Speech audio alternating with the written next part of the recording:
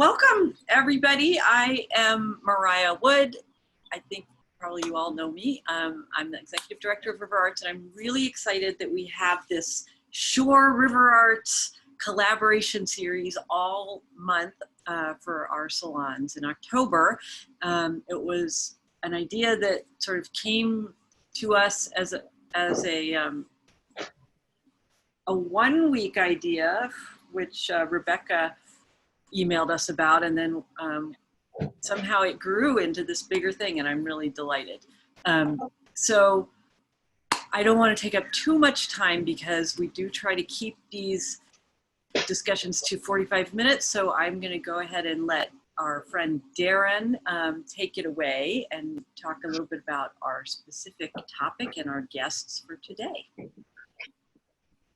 Thank you so much, Mariah. I'm honored to be giving the sort of invocation for this collaborative series with RiverArts and ShoreRivers. So in the month of October, you'll have 3 more of these collaborative salons to look forward to. And I was just reflecting on why we decided to do this. So first of all, it's because RiverArts right now is just putting out so much amazing energy and content, and we are so blown away by the leadership of Mariah and Anne, particularly as they navigate this really difficult time with just creativity and goodwill, and we're so grateful to have them in the community. So we want in on that. We love that. And sometimes collaborating with good people is just good work, right, in itself. And it brings energy to both organizations when we can collaborate. And then the other thing we thought about and talked about that sort of birthed this series is that we feel art and environmental stewardship or environmental engagement are even more related now than ever. And what we hit on was that we feel like both art and environmental stewardship are about building the future we want to inhabit. So that's the work we're doing, right? And it's urgent work, and we can only do it in collaboration. And none of us wants to be in a world without environmental quality and without art and expression in it. But also, those really are ways that we're walking towards that future together. So we're just so excited to be in these conversations. And we immediately thought of Marcy and her history with our rivers and our wild spaces and her incredible talent. And also Carla, right, whose Massoni gallery is just at the cutting edge of art and climate. And I love her fearlessness about these conversations. So both of these women hardly need introduction, but Marcy in particular, and raise your hand if you have a Marcy Dunn Ramsey in the background somewhere of your Zoom. There's one.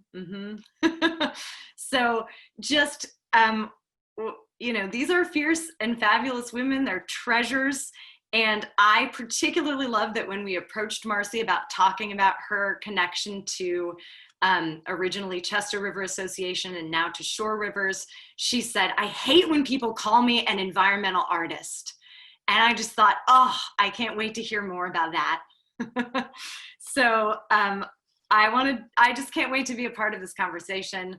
And I want to turn the floor over to Marcy. And then I look forward to, all of you chiming in and to talking with you after she's done guiding us through her journey. So am I unmuted now? Everybody can hear me? Okay. You're on. I'm really honored to be part of this. And I hope I didn't sound like too much of a prima donna when I said that, Darren.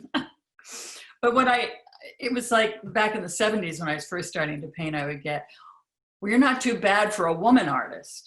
And there would be this is at the beginning of the women's movement, and there were all these women artist shows and organizations, and I was up to my ears in all of that too. But I really didn't like being called a woman artist. I'm just an artist. I want to be looked at just like everybody else, and I don't necessarily need a tag. But what has happened is I have become, whether I wanted to or not, become an environmental artist because of a particular journey that I've taken. And Carla and I talked about this a lot this afternoon. I grew up in a house that was just full of art. My mother was an incredible artist, and she taught me how to paint. So long story short, she was the one that we would be driving down the road, and she would go, "Oh, look at that blue. That is just smack you in the face blue."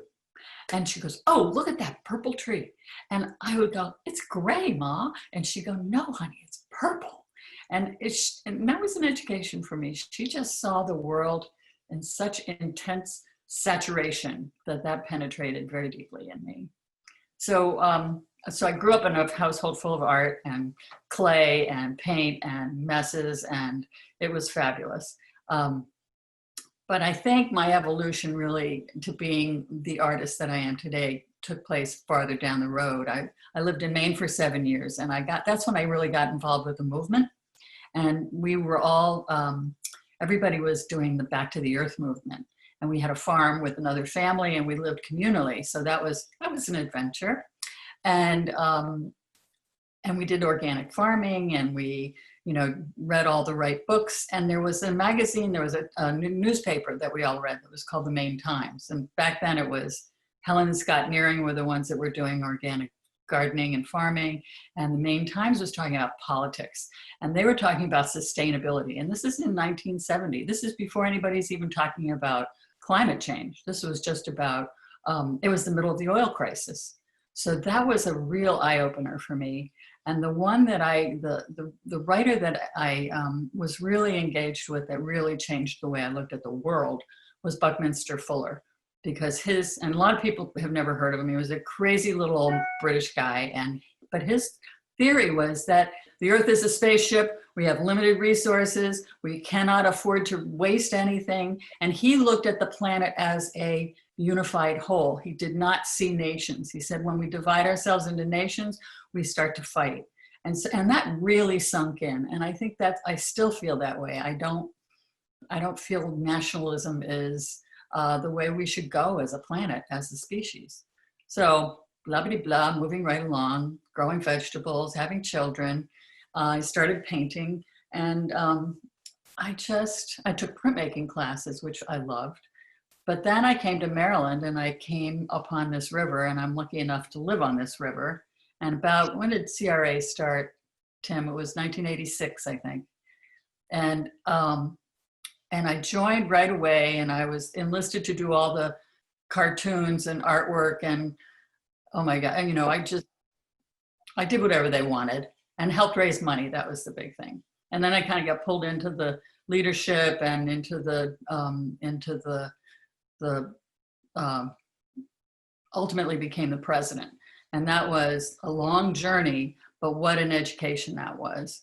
And that's when I really started learning about my own particular environment here in the Chester River. And how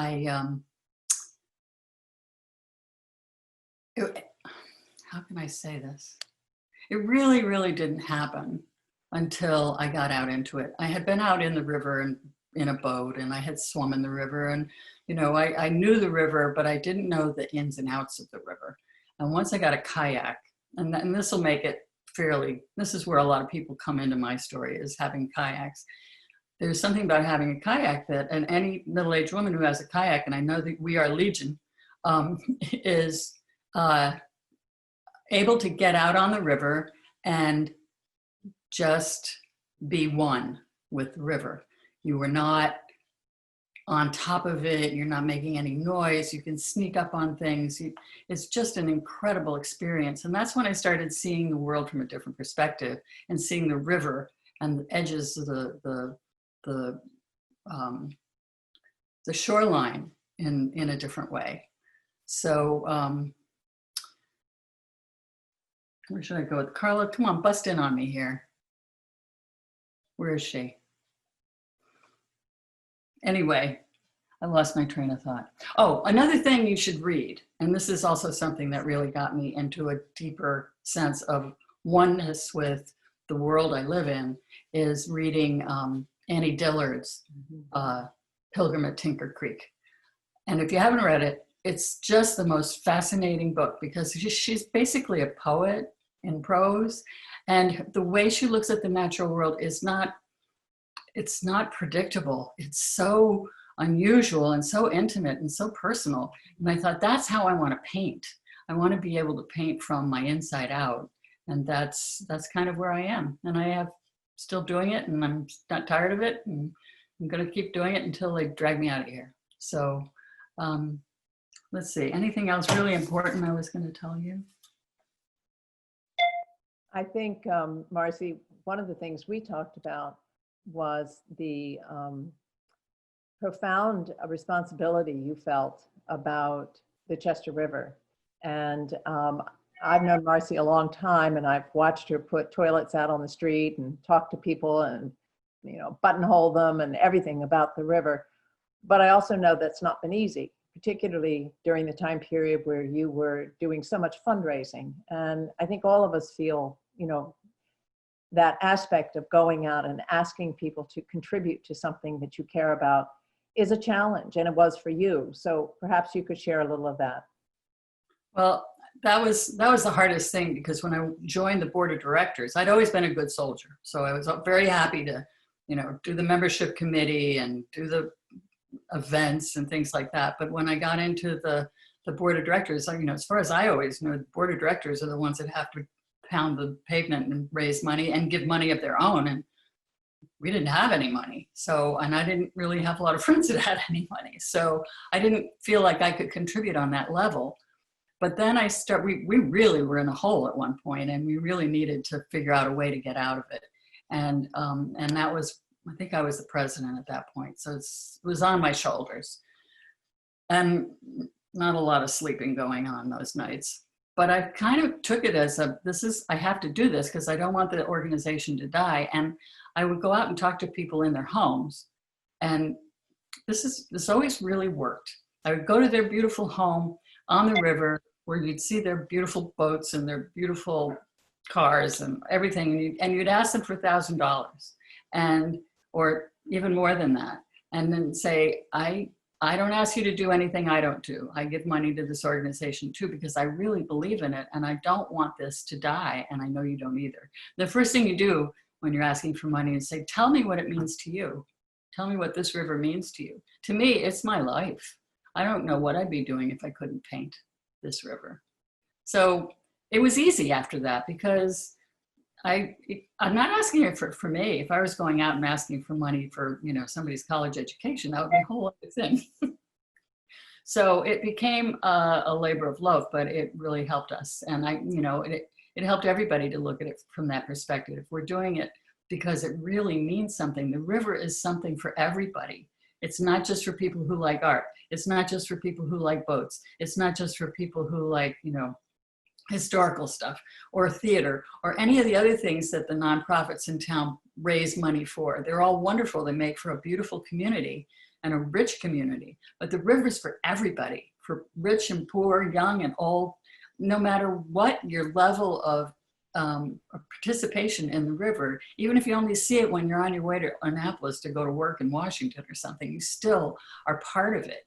And that feeling of being part of something bigger than yourself, you know, it kind of goes back to all the things that I had learned when I was a child, and all the things that I had learned through all the time that I've been on this planet. And my ending thought was that people ask me a lot, how long did it take you to do this painting? Like, if it only took you a couple hours, it can't be worth very much, right? So how come it's $6,000? You know, that I get that a lot. And rather than be snarky about it, I usually say something like, well, you know, right now I'm 75. So I would say it took me 75 years and 3 weeks to do this painting.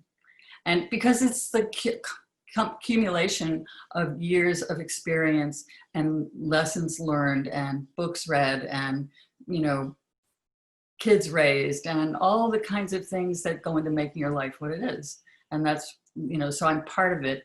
It's part of me. And when you see something that I've done, if it makes you feel part of it and part of the big picture, that we're all in it together. And it's you know, connectivity can be a very trite expression, but it's real. I mean, things are cliches because they're true. So I really feel that the idea of, what was it? There was this thing about water. that all the water on the planet has been here since the beginning of the planet, that the tears in your eyes are part of the watershed of the planet, and the water that's in your blood is part of the river. It's all the same water. It all gets recycled, it all gets repurposed, but it's all the same water. It doesn't come out of nowhere. So I think that's a fascinating concept, that the river is such a unifying figure and is such a unifying thing in my creative life, because I wouldn't want to be doing anything else at this point in my life. I'd like to add a little something to Marcy's comments. Many of you that know my gallery know that actually since its inception, it has had I wouldn't necessarily call it an environmental bent, but it has had very much that sense of we live together, we live on one earth, we live in one universe, if you even want to take it out that far. And I hear a lot of people do a lot of talking about the things that they care about. But one of the things that drew me to Marcy was, as you've just heard, this incredible integrity. She walks the walk, she talks the talk. And you see that in the paintings. I represent her art. I've had an opportunity, and I've been blessed to know her and to know her family and to love her. But it is that integrity.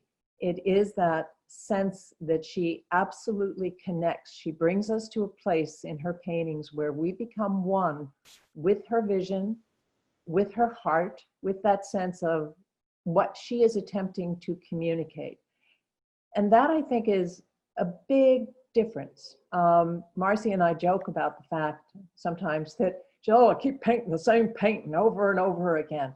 No, it's another view. It's another approach. It's another color. I think of a poet like Meredith Davies Hathaway. I mean, Meredith can give us another view, another point by something as simple as the way a dragonfly lands on a leaf.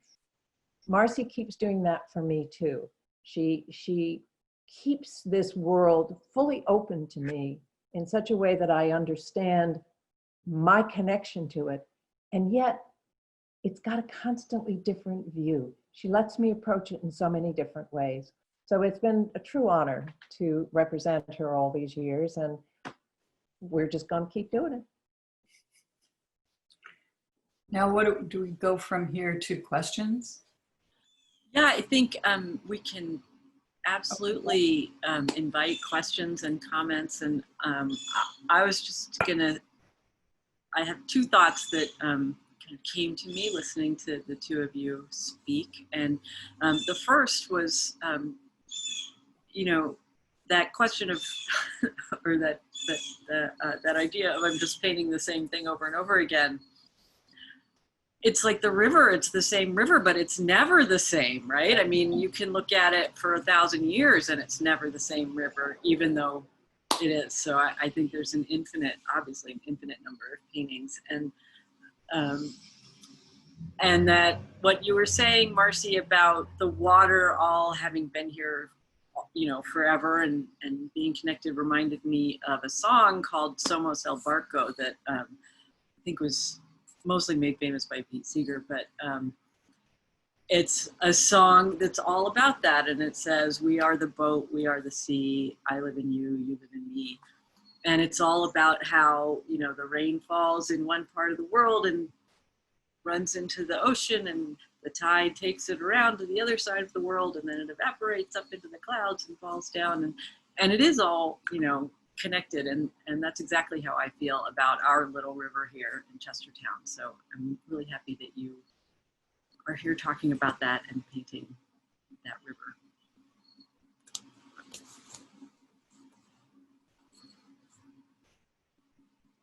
I just So want to share, I had one more thing to share too, which I shared with the co-conspirators, the collaborators group here, which includes TMR Chester Riverkeeper and Rebecca, ShoreRivers Director of Development, and Anne and Mariah. But there's a beautiful quotation by Kumi Naidu, who's the recent former director of Amnesty International. And Marcy, this just spoke of you to me. He says, a movement does not become a movement of substance, size, and power until the artists say, we want to add our voice. And I just feel like we have such a beautiful voice and champion in your work, but, you know, for all kinds of good. So thank you for that. Well, thank you. Thank you. Can I ask a process question about your art, Marcy? Is that okay? Sure. Hi, I'm Betsy Marshall. I'm just an intermittent visitor to Chestertown. And I'm just curious about how you identify those specific images, is the wrong word, specific circumstances by which that you would then end up painting either some version in your head or some combination. What is the process from your kayak to the next step in terms of the grass or whatever else you'd be painting? I would have to say that I'm looking for structures, and I don't really know them until I encounter them. And I go out in the kayak and take a lot of photographs, and then look, and I have shoeboxes full of them. And then I look at them and find things in them, like from year to year, I'll find 4 different things in the same photograph. But I'm looking more for a mood. If something looks to me like a postcard, it goes in the garbage can. Because I don't want to do postcards. I don't want to do pretty, you know, landscapey kind of things. I want to do things that draw you in and can get you lost. So that's why that's why the kayak has been so helpful, because you get so into it. You know, you can nose into a whole bank of reeds, and what you see in there is just unbelievable. So I would say the process is the way of looking. Of looking for an inspiration. Sometimes things just happen, like fog or you know, wind or leaves, or some kind of event will happen on the river that I'm able to capture, and I can play with that.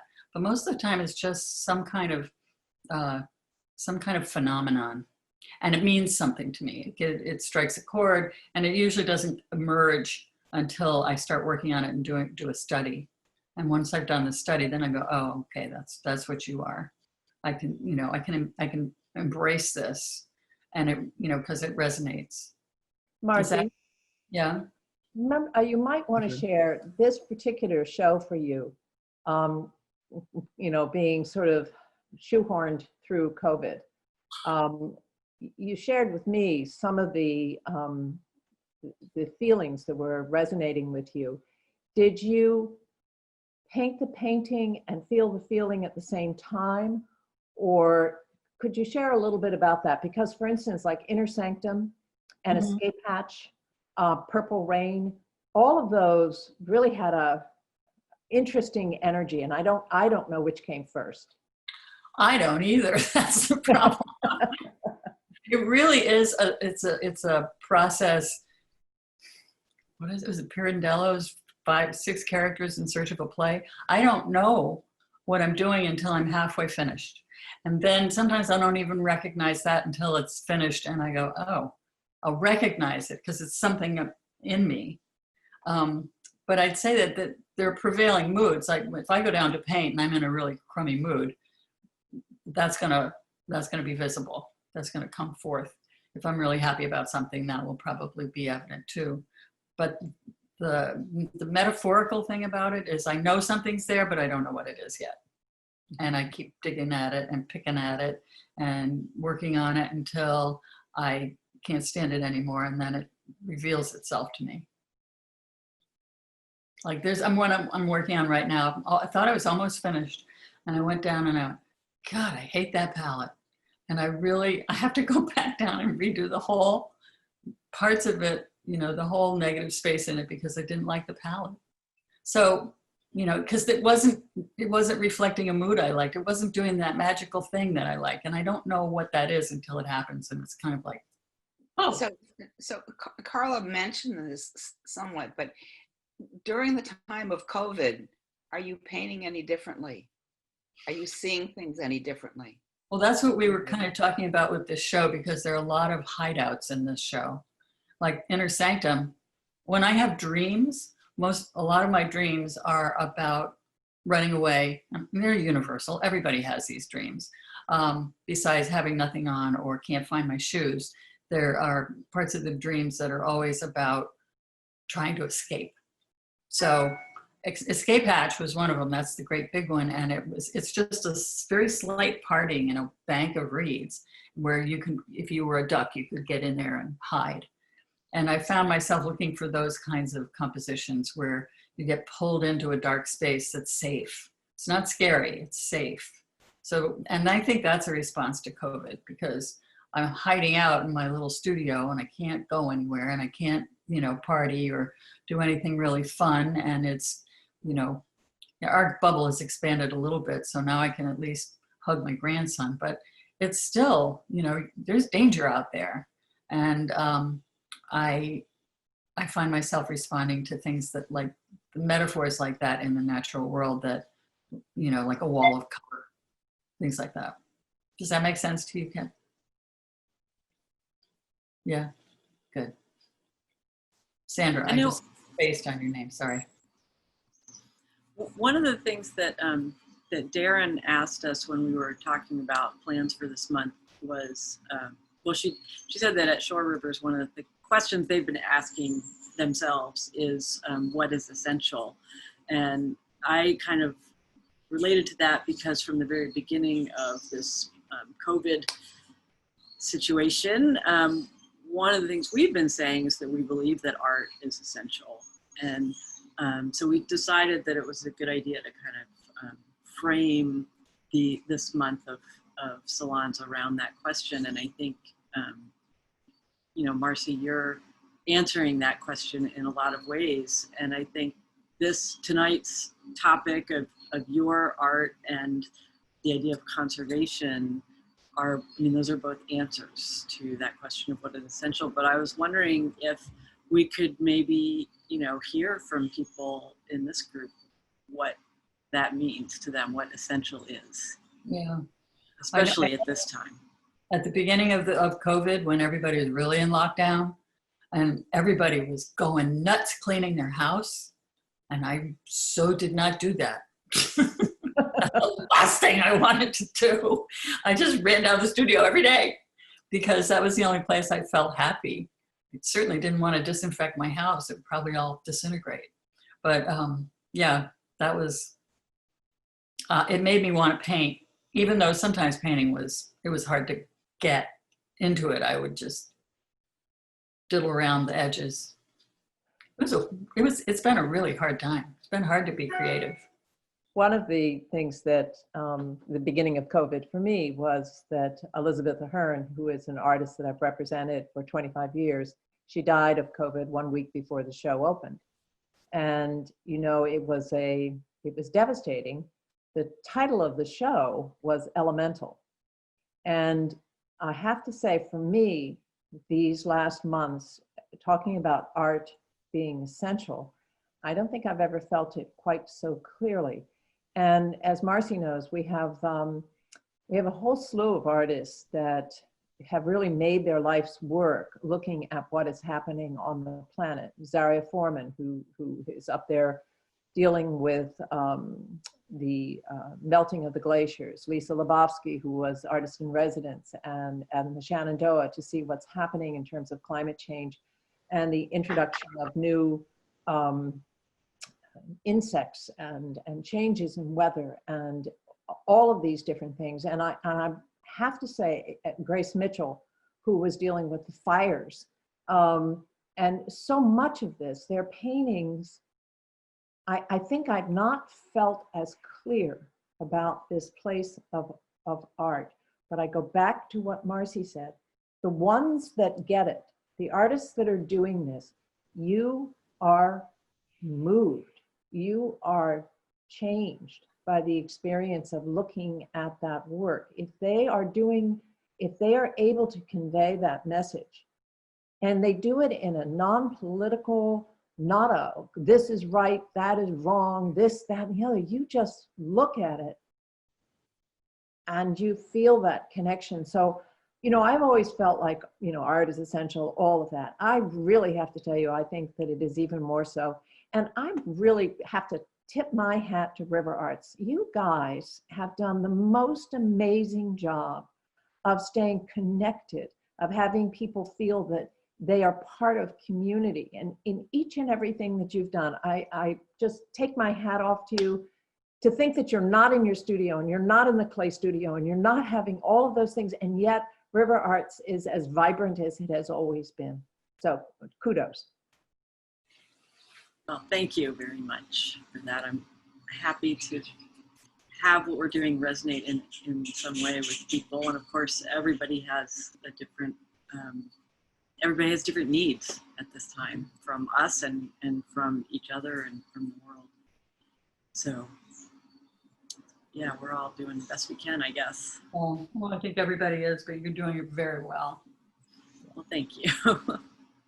I see many artists out in the group today, and I'm wondering, you know, I don't want to put anybody in particular on the spot, but I see a very renowned clay studio artist and some others, and I'm wondering if you have any suggestions about, you know, what this time has meant for you about art being essential, any of y'all. Go, Rick. There's that button. That button's in the bottom. Sorry about that. Yeah, for me, there's a really interesting lag in my process because I produce pieces in form, and then there's, you know, a drying time, there's a trimming time, there's a lot of time before it gets glazed to its finish. And so process is strung out in the same way that time feels like it's strung out for all of us, with no definition for its beginning and its end. And the cycle in the studio has helped me, it's helped me have a sense of rhythm. And that's been really important to me. The other thing is to find inspiration and find joy, because the way Marcy described it is very much the same for me.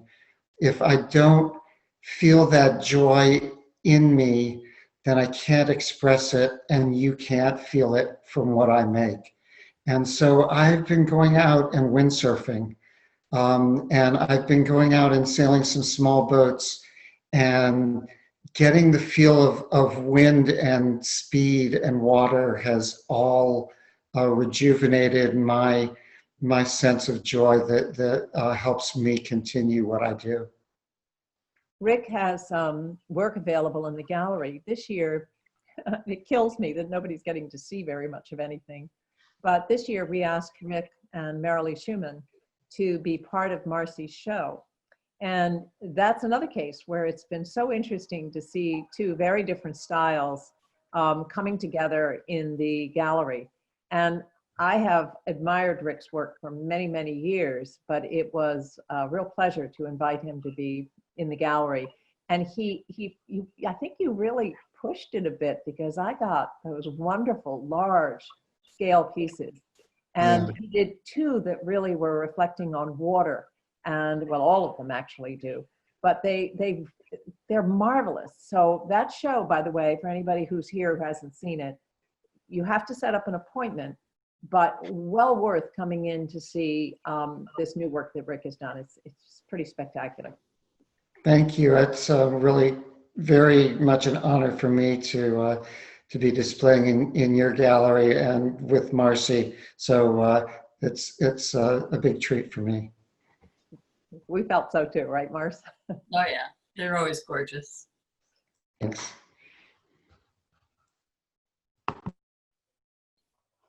I know one of the things that I've been hearing from different RiverArts members and artists and everybody really is that it's been really hard for people to be in touch with their creativity or in touch with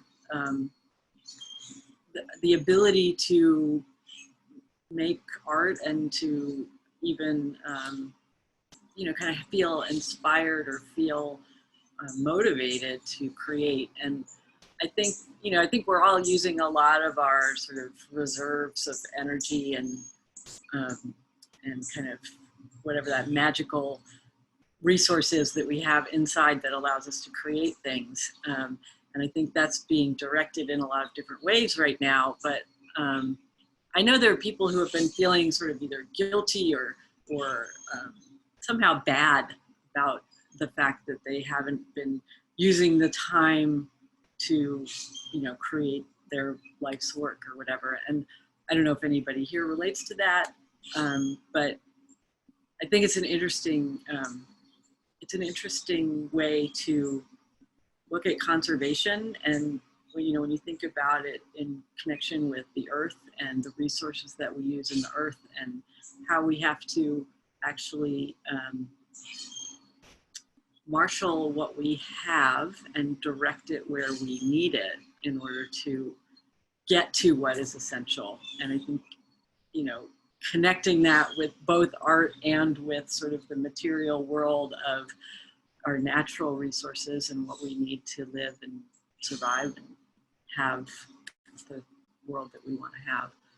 So I don't know if anybody I want to has jump in on experienced that. I want to jump in on Please. that only from the standpoint of, it's almost 35 years for me of representing artists, and many of the artists I've represented have been over that whole time. And I would just say from my experience with them, fallow periods can be the most extraordinarily rich times. If you don't feel the energy to go into the studio and make something, it might be because you're getting ready to go in another direction.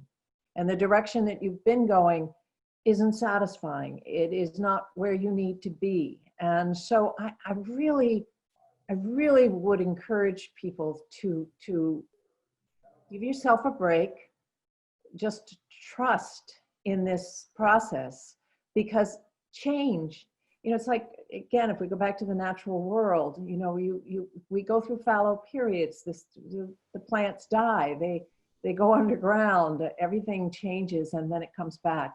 So, and how long that might last isn't terribly important.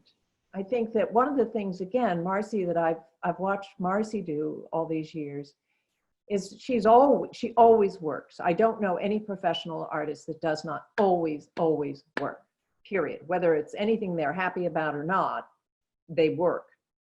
But Marcy, one of the things you've done is whether you're reading something new, whether you're exploring something. We've had a lot of talks this year about your grandchild, about your experience, about the longing that you've had of being away from people. How will that appear in your work? How will you give that voice? So this is an extraordinary time. And I really hope people are making notes about how they feel, about what's going on in their lives, even if it just feels really, really weird and depressing. I think it's going to be unique, and I cannot imagine how we can come out of this period of time and not have extraordinary things waiting for us on the other end, especially if you vote. I hope that's true. Carla, something you said there just reminded me of, I've heard the word reimagine used a lot as we all, different nonprofits, businesses, just individuals look to what's next. And I feel like I'd started seeing that in relation to conservation, and, it was reduce, reuse, recycle. And then even before COVID, it was reimagine, what can we do that is not just a something, we need to think in a bigger way. And we've been thinking about that with RiverArts. And I appreciate you talking about that time, that it's okay to have this period where we're figuring it out, because then I think a lot of us are, just like with Darren and Tim and Rebecca reaching out to us, this is a way of reimagining something different, the way that nonprofits in Chestertown and the surrounding area can work together to get our message out about both things that are important to all of us, and use each other's strengths together to help, the whole river, the whole community. And so it's so neat to see everybody here and hear these thoughts. I think also you have to be willing to turn away. You have to be willing to say, this no longer works. This is not part of our mission. This is not where we need to be. We need to change it. And I've watched ShoreRivers over the years when it was Chester River Association, and talk about science-based. I don't know that people realize just how much goes on at ShoreRivers and Chester River Association. The programs dealing with the farmers, the programs looking to see what the quality of our water, how can we change these? You guys even tackled the big guys. You know, little teeny weeny river group here decides that something that's happening in the state of Maryland isn't appropriate. They're going to get down there and make their voice heard.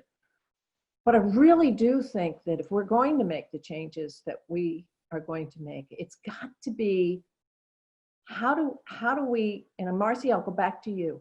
How do we get that message out that you are the river? You are the river. There was a oh God, guys, wasn't there once a bumper sticker? What was that bumper sticker, Marcy? Oh, there's so many. There was Cherish the Chester. Cherish the Chester, but I think, you know, so, you know, how does this all work? I don't know. I mean, I'm trying to re-envision my own gallery right now. I think all of our organizations, and then on top of it all, we've got the whole issue of racial justice. How are we reaching out in our community? How are we thinking about what the needs are of all of our citizens? And if art really is essential, how are we providing opportunities for that essential item to be available and there for everyone? So what an extraordinary time. And Mariah, another little shout out to you. I have so appreciated your leadership. You have become one of my heroes, or my sheroes, or whatever we call it these days. I'm so impressed with everything you've done. Thank you. Well, I don't know what to say. Thank you, Carla. It's amazing to have you say something like that to me, because you are absolutely a hero to everybody that I know in this community, for sure. You live long enough, right, Marcy? You get old enough. I think in terms of the river and the shore rivers, you know, the mission to clean up the river, it has changed. I mean, I think one of the biggest and most successful things that the Chester River Association did is look things in the eye and say, we need to join up with other watersheds and make our voice louder, because that's what this move has allowed them to do. Is we can approach much bigger donors for grants, and the bigger grants give us more street cred when we have to go to the legislature. And you know, it's a much bigger picture now than what it was in 1986, when everybody was a volunteer and nobody wanted to be the head kahuna. And it's so much more effective now. And that's from, you know, 30 odd years of learning lessons. Kudos to you guys. So yeah, I think it just takes constantly being in people's faces. You know, let's get her done. Yeah, I think it also, you know, that merger of the river associations was a really visionary way to demonstrate and enact the reality that the rivers are all connected to each other, and it's all one. Well, there were always fights about whose watershed is whose. Right, exactly. You know, wait a minute, the line goes on this side of that island. No, it goes on that side of the island.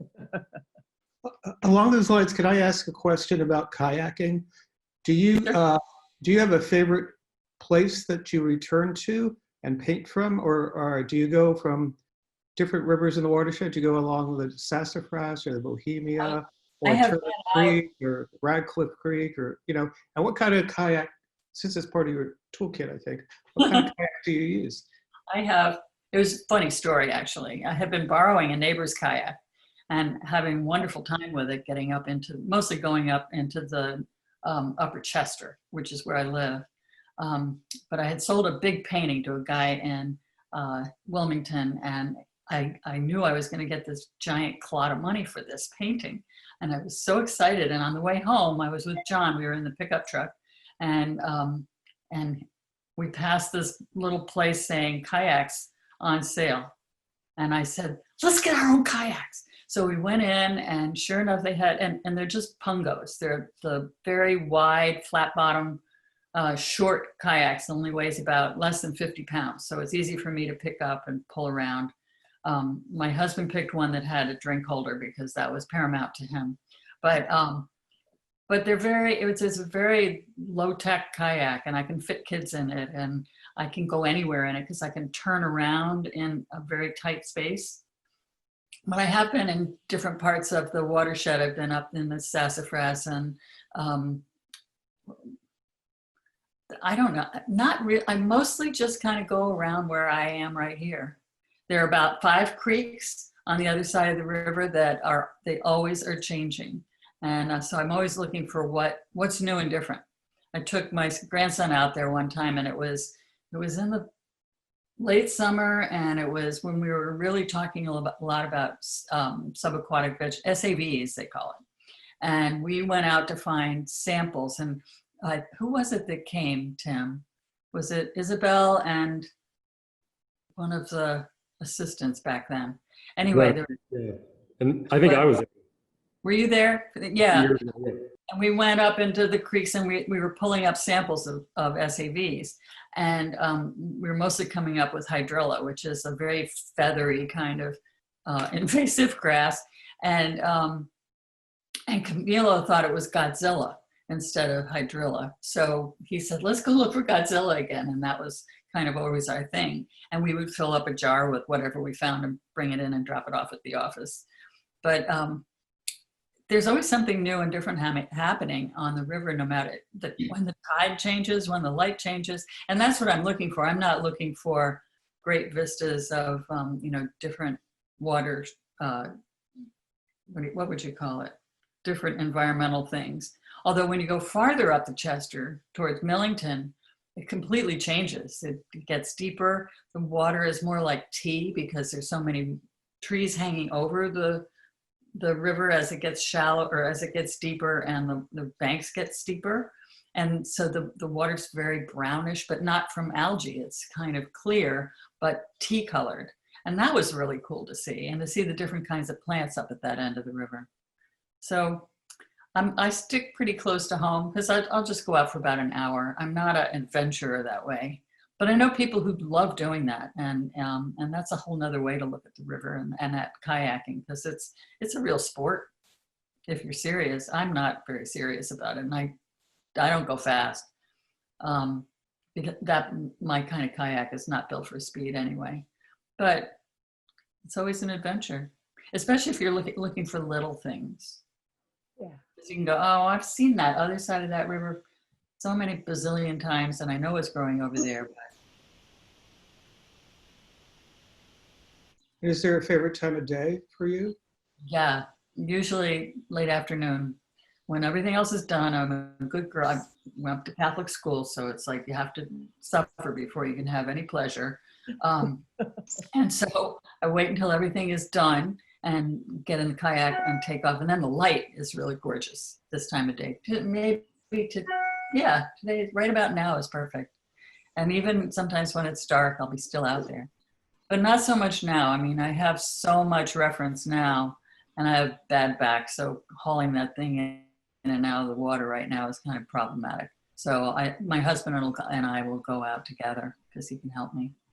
But it's worth doing because it is very, very meditative. There's no noise. The only noise is your paddle coming out of the water. And it's so sneaky. You can sneak up on things that you would never even think about. Like one time I saw a big pile of brush. It was coming across the river and it was throwing a wake. So it was moving.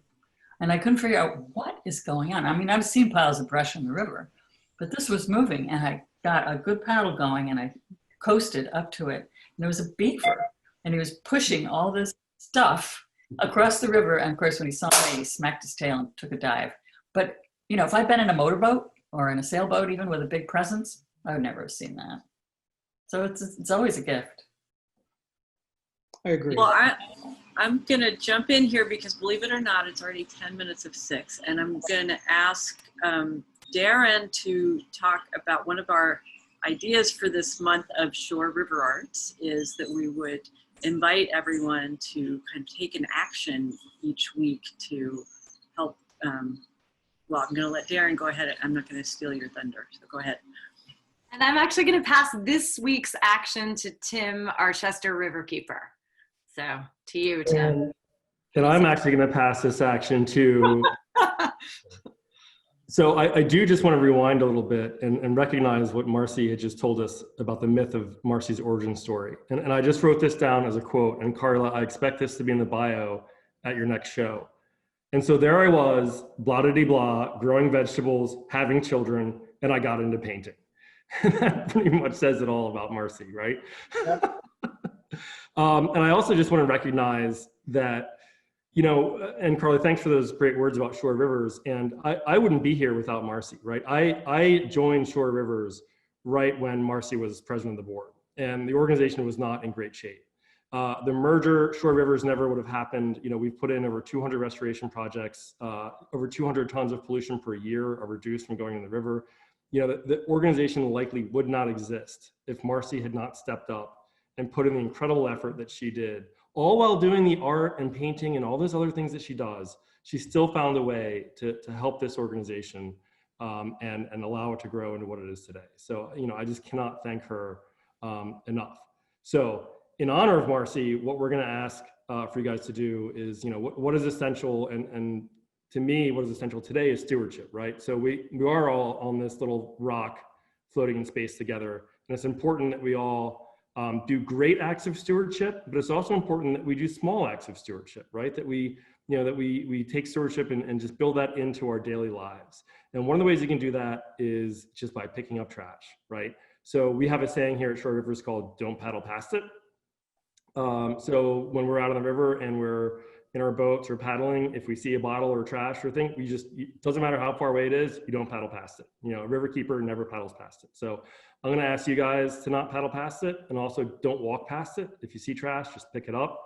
On a you know, so that's something you can do just day to day, and, you know, and spread that message. And I think that'll go a long way to reducing some of the trash in our public spaces and in our river. And then the other thing that we're doing on a larger scale is coming up on Saturday, October 17th at 10 a.m. We're going to do a trash cleanup with the local community at Washington Park.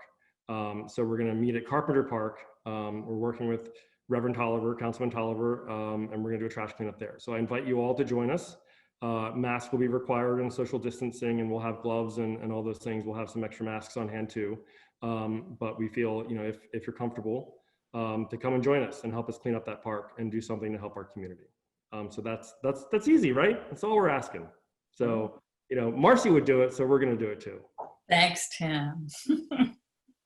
That's great. And we will definitely share that in our daily newsletter and all the ways that we can try to get the word out. So thank you. And then I think I'm going to let Anne close us out. We always do a toast at the end to kind of wrap up the salon.